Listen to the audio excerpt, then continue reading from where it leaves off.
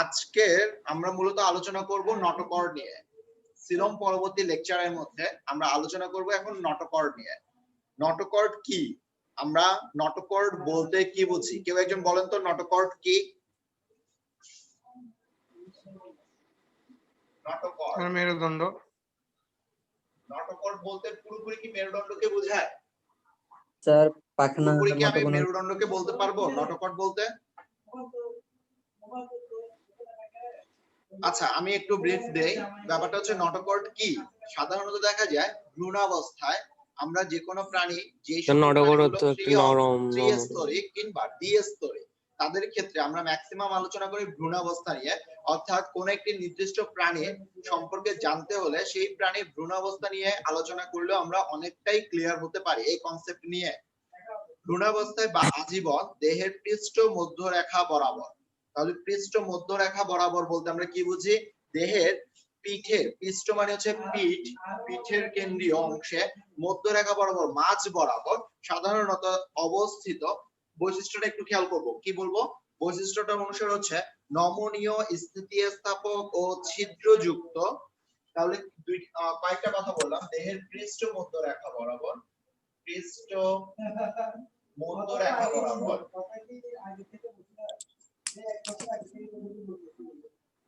পৃষ্ঠ মধ্যরেখা বরাবর কিরকম থাকবে?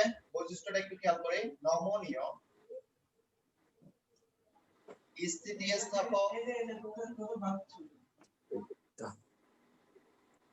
স্থিতিস্থাপক এবং দেহের নমনীয়, স্থিতিস্থাপক এবং ছিদ্রযুক্ত টিস্যু, ছিদ্রযুক্ত টিস্যু এই দ্বারা গঠিত যে অংশটা আছে। তাহলে আমি এখানের মধ্যে তিনটা জিনিস মেনশন করলাম। এই ছিদ্রযুক্ত টিস্যুর এই দণ্ডটিকে আমরা নটোকর্ড বলতে পারি। নটোকর্ড হচ্ছে তাহলে এর অবস্থান কোথায়? দেহের পৃষ্ঠরেখা বরাবর।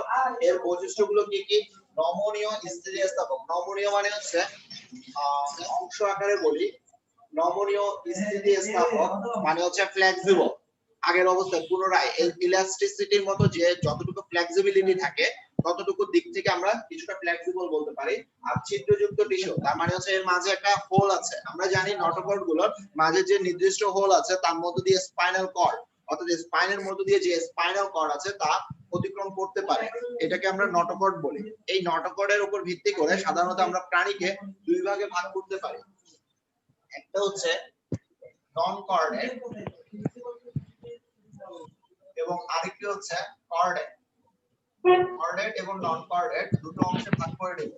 তাহলে আমরা এটা দিয়ে ক্লিয়ার যে নন কর্ডেড মানে হচ্ছে যাদের ক্ষেত্রে নটোকর্ড থাকে না তাদেরকে আমরা নন কর্ডেড বলবো। তাহলে কর্ডেড কাদেরকে বলবো? যাদের ক্ষেত্রে সাধারণত আজীবন কিংবা শুধুমাত্র ভ্রূণ অবস্থায় এই নটোকর্ডটা থাকে। তাহলে আমরা দুইটা কথাই বলতে পারলাম যে নটোকর্ড বলতে, নন কর্ডেড বলতে আমরা বুঝলাম যাদের টোটালি আমরা বলতে পারি যাদের ক্ষেত্রে সাধারণত নটোকর্ড থাকে না তাদেরকে আমরা নন কর্ডেড বলবো। এক কথায় থাকে না। আর কর্ডেড তাদেরকে বলবো যাদের ক্ষেত্রে আমরা বলবো নটোকর্ড থাকে। এখন বিশেষ অংশে যদি আমরা বলি যে থাকে বলতে সবসময় থাকবে এমনও কথা না। কিছু কিছু প্রাণী আছে যাদের শুধুমাত্র ভ্রূণাবস্থায় হলো নটোকর্ডটা ছিল, এই অংশটাকে আমরা বলতে পারি যে কর্ডেড। এখন উদাহরণ আকারে যদি বলি, নন কর্ডেড এর উদাহরণ আকারে বিভিন্ন পর্বভুক্ত প্রাণী, তার মধ্যে কেঁচো বলতে পারি, আর্থ্রোপোডা বলতে পারি, আর্থ্রোপোডা পর্বভুক্ত প্রাণী, আরশোলা, এগুলো বলতে পারি। আমরা দেখলেই চিনতে পারি সাধারণত এই সকল প্রাণীগুলোকে নন কর্ডেড হওয়ার কারণে। আর কর্ডেড বলতে তো উৎকৃষ্ট আকারে আমরা মানুষ বলতেই পারি বা বিভিন্ন ব্যাঙ, গরু যা যা আছে এগুলোকে বলতেই পারি। তাহলে আমরা এতটুকুতে রেখে দিলাম। ওকে, এটা খুবই সংক্ষিপ্ত একটা টপিক ছিল। তো এই জিনিসগুলো আমি হাইলাইট করার উদ্দেশ্যটা কি? হাইলাইট করার উদ্দেশ্য হচ্ছে যদি এই সংক্ষিপ্ত টপিকসটা যদি আপনারা নরমালি পড়ে নেন তাহলে সেই ক্ষেত্রে কিছু জিনিস ভুল করবেন। তাহলে এই ভুল যাতে না হয় সেই কারণে আমি মূল জিনিসগুলোকে একটু মেনশন করার চেষ্টা করি যে কি কি অংশগুলো অবশ্যই এই ব্যাখ্যাগুলোতে থাকতেই হবে, তার উপর ভিত্তি করে আমরা মার্কিং করব আর কি। ওকে, এরপর এখন আমরা আলোচনা করব হচ্ছে পরবর্তী অংশ। নটোকর্ড কমপ্লিট করলাম, এবার আমরা আলোচনা করব হচ্ছে পৌষ্টিক নালী নিয়ে। পৌষ্টিক নালী। ওকে, এই পৌষ্টিক নালী বলতে আমরা কি বুঝি?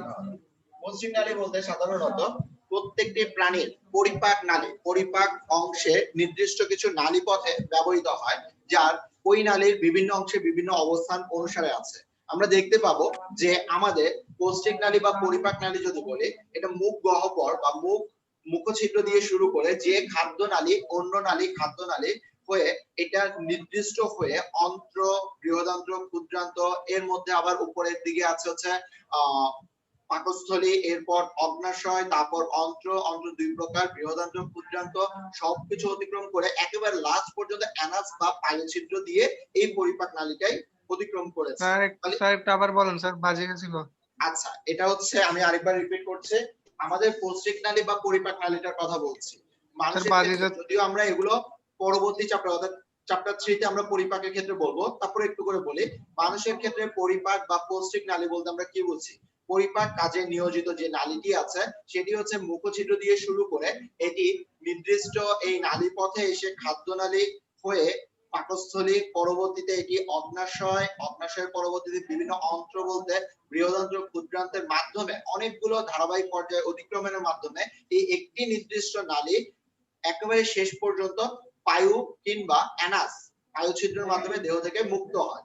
এই একটি নির্দিষ্ট নালী, এইটাকে আমরা পরিপাক কাজে নিয়োজিত বা কোষ্ঠিক নালী বলতে পারি। আর এই ক্ষেত্র বিশেষে এই অংশটিকে আমরা দুই ভাগে ভাগ করে নিতে পারি কোষ্ঠিক নালী অনুসারে, যার মধ্যে একটিকে বলবো হচ্ছে প্যারাজোয়া, নামগুলো একটু খেয়াল করবো, প্যারাজোয়া, এবং আরেকটিকে বলবো হচ্ছে অ্যান্টারোজোয়া।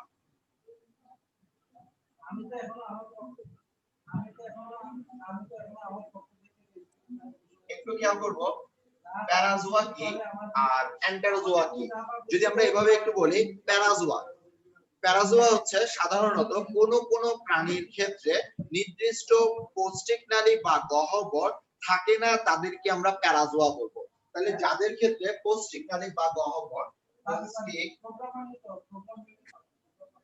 কোষ্ঠিক নালী বা কোষ্ঠিক গহ্বর যেটা আছে, কোষ্ঠিক নালী বা গহ্বর থাকে না, তাদেরকে আমরা প্যারাজোয়া বলতে পারি। তো নাম থেকে একটু দেখি, প্যারাজোয়ার উদাহরণ হচ্ছে মূলত পরিফেরা বা পরিফেরা পর্বভুক্ত প্রাণীদের ক্ষেত্রে, পরিফেরা পর্বভুক্ত প্রাণীদের ক্ষেত্রে সাধারণত এই ধরনের উদাহরণ থাকে, প্যারাজোয়ার উদাহরণ আকারে আমরা বলতে পারলাম। এর পরের অংশটা হচ্ছে অ্যান্টারোজোয়া, অর্থাৎ অ্যান্টারোজোয়া যদি আমরা বলি তাহলে কি বলবো, যাদের কোষ্ঠিক নালী বা গহ্বর সাধারণত থাকে, যাদের কোষ্ঠিক নালী বা গহ্বর থাকে তাদেরকে আমরা অ্যান্টারোজোয়া বলবো। তাহলে এটা থাকে না, এটাতে থাকে বলবো। ওকে, তো কাদের ক্ষেত্রে থাকে এটা যদি আমরা বলি, এটা আমরা পরিফেরার পরবর্তী পর্ব অর্থাৎ নিডালিয়া থেকে পরবর্তী সকল পর্বের অন্তর্ভুক্ত আকারে আমরা এখানে ধরে নিতে পারি। অর্থাৎ আমরা এখানে নিডালিয়া টু পারডাটা সকল পর্বের অন্তর্ভুক্ত আকারে এখানে কোষ্ঠিক নালী বা নির্দিষ্ট নালী থাকার কারণে এদেরকে আমরা অ্যান্টারোজোয়া বলতে পারি, যে এক কথায় সকল পর্বের প্রাণী, পরিফেরা বাদে সকলগুলোকে আমরা অ্যান্টারোজোয়া বলতে পারি। ওকে, আমরা এই দুটো অংশ নিয়ে আলোচনা করলাম, খুবই সংক্ষিপ্ত আকারে আলোচনা করলাম এই কারণে যে এখানের মধ্যে তেমন ডেপথ বা তেমন ব্যাখ্যামূলক অংশ নাই, মূল যে অংশগুলো আমার জানা লাগবে সেগুলো নিয়ে আমরা প্রথমে বলে দিচ্ছি। আশা করি সবার ক্লিয়ার হয়েছে কনসেপ্টটা। জি স্যার। বুঝতে পারছি? জি স্যার। ওকে, আচ্ছা এবার আমরা শুরু করব এর পরবর্তী অংশগুলো, যার অংশভূত হয়ে আমরা পরবর্তীতে বিভিন্ন পর্বগুলো নিয়ে আলোচনা করতে পারি। এখন আমরা প্রথমে যেটা নিয়ে আলোচনা করব সেটা হচ্ছে প্রাণী জগতের শ্রেণীবিন্যাস। এই শ্রেণীবিন্যাস নিয়ে তো অনেকগুলো কথাবার্তা বলে ফেলছি অলরেডি। সাধারণত দুই একজন ব্যক্তির নাম অনুসারে আমরা এই ভাগগুলোকে করে নিব। প্রথমে আমরা এখন আলোচনা করব হচ্ছে প্রাণী জগতের শ্রেণীবিন্যাস। প্রাণী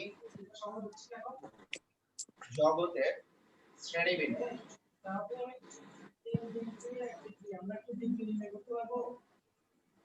ওকে, প্রথমে মনে রাখবো এই প্রাণী জগতের শ্রেণীবিন্যাস নিয়ে বিভিন্ন মানুষ বা বিভিন্ন পণ্ডিতগণ, বিভিন্ন মানুষ যারা এই বিষয়ে অনেক বেশি জ্ঞাত, তারা অনেক কিছুই বলেছেন।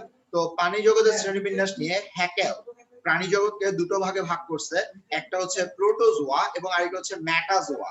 তাহলে আমি প্রথমে প্রাণী জগৎকে দুটো অংশে ভাগ করে নিব, একটি হচ্ছে হ্যাকেলের মতে, এটা একটু লিখবো হ্যাকেল। এই হ্যাকেলের মতে প্রাণী জগৎকে তিনি দুইটা ভাগে ভাগ করছে, একটা হচ্ছে প্রোটোজোয়া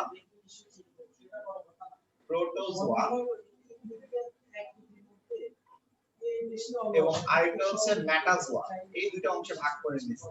আচ্ছা, এটা হচ্ছে তার মতবাদ অনুসারে, হ্যাকেলের মতবাদ অনুসারে। তাহলে এর পরবর্তীতে আরো কয়েকজন বিজ্ঞানী আছেন বা আরো কয়েকজন জ্ঞাত ব্যক্তি আছেন যাদের মধ্যে হুইটেকার আছে, যিনি 5টি রাজ্যে ভাগ করে নিয়েছেন। 5টি রাজ্যে সাধারণত হুইটেকার এই প্রাণী জগৎকেই 5টি রাজ্যে বিভক্ত করে। রাজ্য মানে হচ্ছে যেগুলোকে আমরা পর্ব বলি বা পর্বের চেয়ে আরো বড়, মানে হচ্ছে কিংডম আকারে আমরা বলতে পারি। এই কিংডম আকারে 5টি রাজ্যে যখন ভাগ করে নিয়েছেন, এই 5টি রাজ্যগুলো কি কি? যদি আমরা এভাবে বলি, 5টি রাজ্যগুলোকে আমরা বলতে পারি মনেরা, ফানজি বা ফানজাই, প্ল্যান্টি,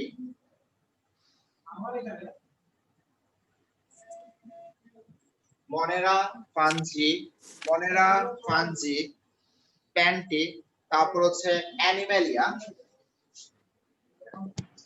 স্যার প্রোটিস্টা। আচ্ছা ওটা মনে হয় বলি নাই, এটা হচ্ছে, তারপর আরেকটা হচ্ছে প্রোটিস্টা। হ্যাঁ, এটা সব অ্যাড করে দিই আমরা, প্রোটিস্টা। তাহলে এই মতবাদ অনুসারে, অর্থাৎ হচ্ছে হুইটেকারের মতবাদ অনুসারে এই প্রাণী জগৎকে এই 5টি অংশে তিনি ভাগ করে নিয়েছেন এবং এই 5টি অনুসারে আমরা অন্তর্ভুক্ত হই কর্নাটক পর্বত প্রাণী আকারে অ্যানিমেলিয়ার মধ্যে, যার মধ্যে মনেরা তো আমরা বুঝি, মনেরা, ফানজি হচ্ছে ছত্রাক, প্ল্যান্টি, অ্যানিমেলিয়া, প্রোটিস্টা, মনেরা, এগুলো নিম্ন শ্রেণী, সাধারণত নিম্ন শ্রেণীর অন্তর্ভুক্ত বিভিন্ন রাজ্য, এই রাজ্যের অন্তর্ভুক্ত আকারে পড়ে থাকে এরা। ওকে, তাহলে এই এতটুকু অংশ আকারে আমরা বলতে পারবো। তারপর আমরা বিভিন্ন ধরনের শ্রেণীবিন্যাসের নীতি নিয়ে আলোচনা করব। শ্রেণীবিন্যাসের নীতি বলতে আমরা মূলত কি বুঝি?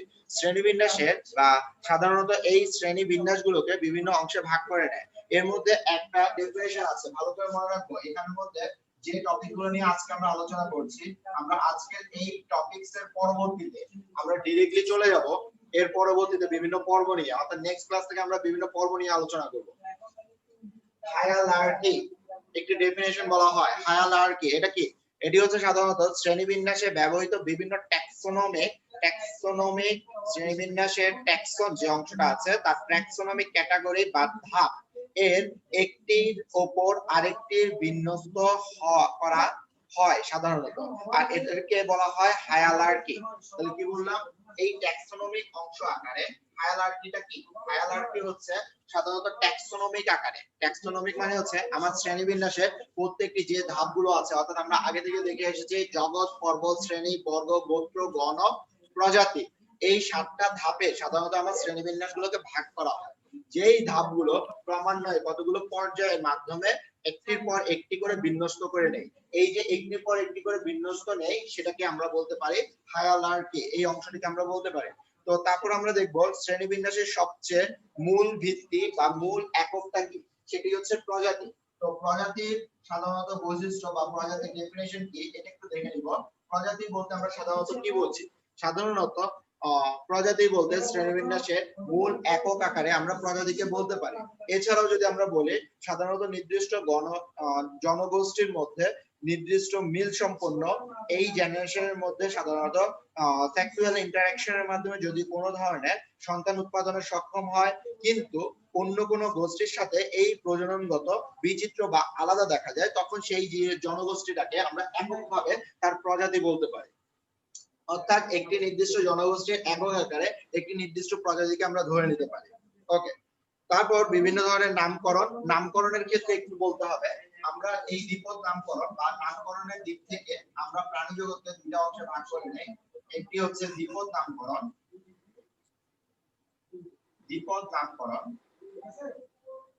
এবং আরেকটা হচ্ছে ত্রিপদ নামকরণ। তাহলে দ্বিপদ নামকরণ এবং ত্রিপদ নামকরণে বলতে আমরা কি বলছি? একেবারে সহজ। দ্বিপদ, দ্বি মানে দুই, অর্থাৎ যাদের নামকরণের ক্ষেত্রে দুটো অংশ থাকে, একটি গণ আর একটি হচ্ছে প্রজাতি। আর বিশেষ ক্ষেত্রে ত্রিপদ নামকরণটা, এটা আপনারা এসএসসি তে পান নাই, এটা নতুন একটা টার্ম, যে নতুন কিছু কিছু প্রাণীদের ক্ষেত্রে দেখা যায় কি নামকরণের ক্ষেত্রে আমরা তিনটা অংশে ব্যবহার করে থাকি। এই তিনটা অংশগুলোকে আমরা বলি ত্রিপদ নামকরণ। ত্রিপদ নামকরণের ক্ষেত্রে একটু মনে রাখতে হবে নীল নদের এরিয়াটাতে প্রাপ্ত এক ধরনের চড়ুই পাখি আছে যাকে আমরা বলি হচ্ছে প্যাসার ডোমেস্টিকাস নরমালি। আর নীল নদের ওই অঞ্চলের চড়ুই পাখিটার বৈজ্ঞানিক নাম হচ্ছে নীল নদের জন্য আলাদা করে আমরা প্রজাতির সাথে সংযুক্ত করব নিলোটিকাস। তাহলে পুরোপুরি নামটা কি হলো? Passer domesticus নিলোটিকাস। তাহলে নরমালি যদি আমাদের দ্বিপদ নামকরণ বলি দুইটা নাম থাকে, একটা হলো প্যাসার ডোমেস্টিকাস আর এখন আমরা বলছি প্যাসার ডোমেস্টিকাস নিলোটিকাস। নির্দিষ্ট বৈশিষ্ট্যের অধিকারী হওয়ার কারণে এদেরকে আমরা নিলোটিকাস বা নীল নদের এই কথাটাকে আরো অ্যাড করে আমরা এখানে ত্রিপদ নাম চালু করলাম, যেটাকে আমরা ত্রিপদ নামকরণ বলতে পারি। ক্লিয়ার সবাই? জি স্যার। ওকে, আচ্ছা, এর পরবর্তী অংশটা হচ্ছে দ্বিপদ নামকরণের নিয়মাবলী। এই দ্বিপদ নামকরণের ক্ষেত্রে কি কি নিয়মাবলী গুলো আছে এগুলো আমরা জানি, আমাদের অ্যাসেসিতে ছিল। তারপর আমি সংক্ষেপে একটু করে বলে যাই। দ্বিপদ নামকরণের দুইটা পদ থাকবে, একটি হচ্ছে গণ এবং আরেকটি হচ্ছে প্রজাতি। এই দুইটা পদের মধ্যে সাধারণত গণকে আমরা জেনাস বলি এবং প্রজাতিকে আমরা স্পেসিস বলি। দুইটাকে আলাদা করে আন্ডারলাইন করতে হবে, ইটালিক ফর্মে লিখতে হবে, ডান দিকে বাকিয়ে লিখতে হবে। নামের শেষে যিনি এই নামকরণ করেছেন তার শর্ট ফর্মে ডান পাশে ছোট করে লিখে রাখতে হবে। যেমন ক্যারোলাস লিনিয়াসকে আমরা লিনিয়াস দিব, এল দিয়ে সূচিত করব। এরকম কিছু নাম আছে, এগুলো আমরা দেখে নিব। কেমন? এই হচ্ছে মূলত পরিফেরা বা বিভিন্ন যে পর্বগুলো আছে পর্বের অন্তর্ভুক্ত আগ পর্যন্ত বা পর্ব থেকে আলোচনার আগ পর্যন্ত মূল বিষয়বস্তু। এগুলো নিয়ে আমরা মূলত এই একটা ব্রিফিং যুক্ত একটা বড় একটা লেকচার ছিল, সেই লেকচারটাকে আমরা সংক্ষিপ্ত আকারে মূল বিষয়গুলো যেগুলো আমাদের লাগবে তার আলোকে ব্যাখ্যা করেছি। আচ্ছা, আরেকটু করে বলি, যেহেতু আমরা নটকর্ড আকারে নন কর্ডেড এবং কর্ডেড কে ভাগ করলাম, তো আমরা সাধারণত দেখা যায় কি নটকর্ড প্রাণীরও কিছু শ্রেণীবিন্যাস আছে, যদিও এতটা লাগে না, তারপরও নটকর্ড প্রাণীর এই শ্রেণীবিন্যাস গুলো নটকর্ডের উপস্থিতি অনুসারে আমরা ভাগ করে নিতে পারি তাদের ক্যারেক্টারিস্টিক্সটা কিরকম। নটকর্ডের ক্ষেত্রে আমরা বলবো এদের দেহে নটকর্ড অনুপস্থিত, মনে রাখতে হবে। গলবিলীয় ফুলকা রন্ধ্র থাকে না। গলবিল বিষয়টা কি? গলবিল হচ্ছে সাধারণত আমরা বলি গলবিল হচ্ছে এমন একটা স্থান যেখানে খাদ্যনালী এবং শ্বাসনালী উন্মুক্ত হয়। অর্থাৎ আমাদের মুখে কোনো খাবার দেওয়ার পর প্রথমে যে খাবারটা আমরা যে জায়গাটাতে নেই সেটাকে মুখছিদ্র নিয়ে নিচ্ছি, তারপর যে জায়গাটাতে আমরা চর্বণ করি সেটাকে আমরা বলি মুখ বিভর। তারপর মুখ বিভর থেকে যে একটা নির্দিষ্ট স্থান আছে যেখানে খাদ্যনালী এবং শ্বাসনালী দুটোই উন্মুক্ত হয় সেটাকে বলবো মুখ গলবিল এবং খাদ্য গলবিল বা নাসা গলবিল, ওটাকে গলবিল বলা হয়। সেই গলবিলে সাধারণত দেখা যায় গলবিলীয় ফুলকা রন্ধ্র নেই। রন্ধ্র মানে ছিদ্রপথ, মানে ফুলকা রন্ধ্রের উপস্থিতি থাকে না। ওকে, এর পরবর্তীতে অংশটা হচ্ছে সাধারণত পায়ুর উত্তর লেজ থাকে না। স্নায়ুরজ্জু গ্রন্থিযুক্ত অঙ্ক্রিয় এবং নীলের, এই কথাটা একটু খেয়াল করি। স্নায়ুরজ্জু মানে তো বুঝলাম যেটা কিনা অঙ্ক্রিয় মানে হচ্ছে বুকের দিকে অর্থাৎ সামনের দিকে, এবং নীলের মানে হচ্ছে ফাঁপা থাকে না এটা। তারপর হচ্ছে রক্ত সংবহন তন্ত্রের অনুসারে হৃৎপিণ্ডের অবস্থান পৃষ্ঠদেশে, যদিও আমাদের হৃৎপিণ্ড মানে হচ্ছে মেরুদণ্ডী প্রাণীদের হৃৎপিণ্ড হচ্ছে অঙ্ক্রিয় দেশে, ওদের হচ্ছে পৃষ্ঠদেশে। আচ্ছা, রক্তে হিমোগ্লোবিনে রক্তরস অবস্থান করে। রক্ত সংবহনে সাধারণত হেপাটিক পোর্টাল তন্ত্র অনুপস্থিত। এটা একটু খেয়াল করবো সবাই। আমাদের পোর্টাল তন্ত্র হচ্ছে দুই প্রকার। পোর্টাল তন্ত্র হচ্ছে দুই প্রকার, একটা হচ্ছে হেপাটিক পোর্টাল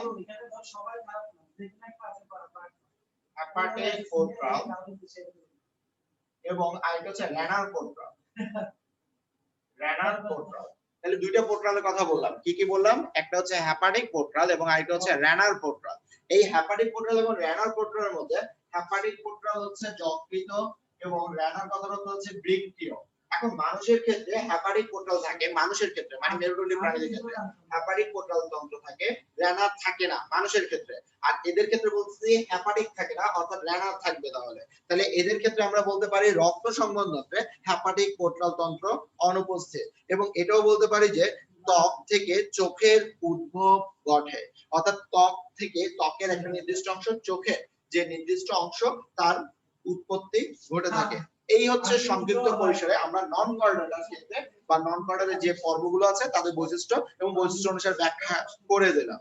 আর বাদ বাকিগুলো অন্যান্য পর্ব আকারে, পর্বের উদাহরণ আকারে এবং পর্বে বিদ্যমান যে প্রাণীগুলো আছে তাদের আকারে নেক্সট ক্লাস থেকে আমরা মূলত আলোচনা করব। ওকে, তাহলে আজকে এতটুকুই থাকলো। সবাই আজকের লেকচারটা বুঝতে পারছেন কিনা? আপনারা কি ক্লিয়ার? আজকের লেকচার, আজকের টপিক গুলো নিয়ে আলোচনা করেছি যা, এগুলো কি আপনারা ক্লিয়ার হয়েছেন কিনা বলেন? জি স্যার। ওকে ওকে, ঠিক আছে, তাহলে আশা করি সবাই বুঝতে পেরেছেন। তো বাসায় একটু আমার লেকচারটাকে নিয়ে আমি এটা ভিডিওটা দিয়ে দিব, আপনাদেরকে লিংক দিয়ে দিব।